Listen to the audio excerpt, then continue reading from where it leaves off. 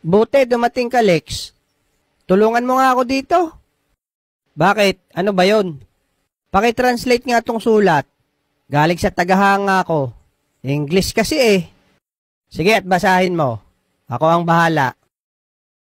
Dear Bogart, Hay daw. When I first saw your picture, nung una kong nilagari ang litrato mo, bakit nilagari naman? Yun ang sabi eh.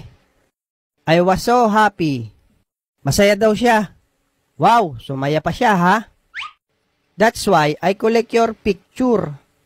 Kaya kinolekta ko lahat ng litrato mo. I post them in my room so I can show them every day.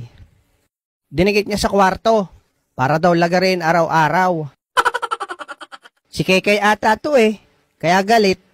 Baka nga, I'm big fan of yours. Malaking pamaypay mo ako.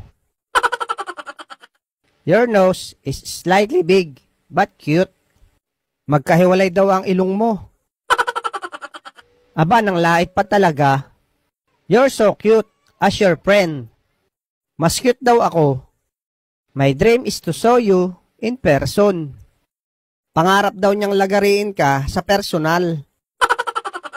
Take care yourself. Alagaan mo daw sarili mo. Because I will show you soon. Dahil malapit ka na niyang lagariin. Your loving fan. Ang mamahalin mong pamaypay. Si Kekay nga siguro to. Abay gusto akong lagariin. Sige, next time patulong ka ulit.